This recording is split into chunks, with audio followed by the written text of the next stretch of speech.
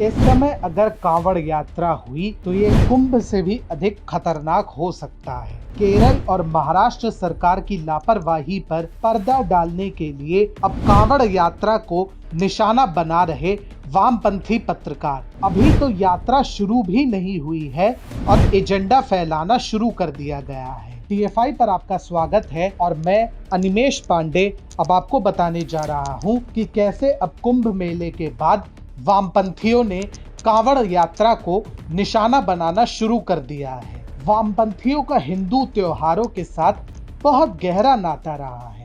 देश में कुछ भी अनहोनी हो, हमारी संस्कृति और हमारे त्योहारों को उसके लिए जिम्मेदार ठहराने में ये एक क्षण भी नहीं गंवाते। सभी को ज्ञात है कि कैसे केरल, छत्तीसगढ़ और महाराष्ट्र जैसे राज्यों के प्रशासन की लापरवाही के कारण वुहान वायरस की दूसरी लहर ने विकराल रूप धारण कर लिया।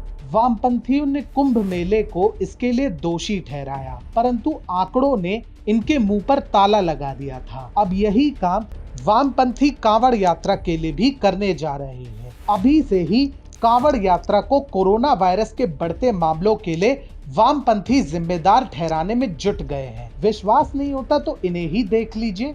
टाइम्स ऑफ इंडिया के इन एक्सपर्ट्स का मानना है कि अगर इस समय कांवड़ यात्रा हुई तो ये कुंभ मेले से भी अधिक खतरनाक हो सकता है। इनके पास कोई ठोस प्रमाण नहीं है और ना ही कोई ठोस विश्लेषण है जो इनकी बात को सच सिद्ध कर सके, परंतु हिंदू संस्कृति के प्रति अपनी घृणा दिखाना सर्वोपरि है। इकोनॉमिक टाइम्स की पत्रकार निधि शर्मा के ट्वीट के अनुसार भारत ठीक उसी मुहाने पर खड़ा है जहां पर पहले वह था।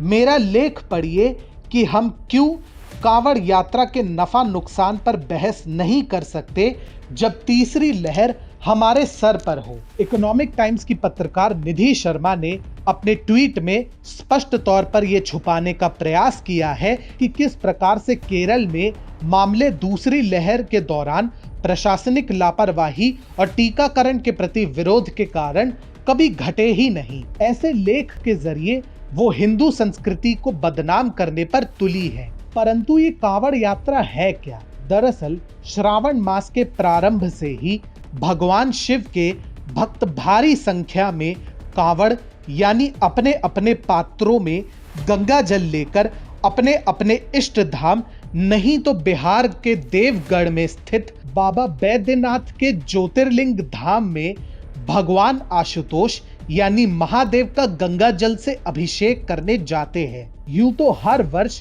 ये संख्या लाखों करोड़ों में होती है, परंतु वुहान वायरस के कारण स्वेच्छा से भक्त काफी कम संख्या में जा रहे हैं। आश्चर्य की बात यह है कि अभी न श्रावण का मास प्रारंभ हुआ है न कांवड़ यात्रा का उद्घोष हुआ है और वुहान वायरस की तीसरी लहर भी अभी देश में दस्तक नहीं दी है।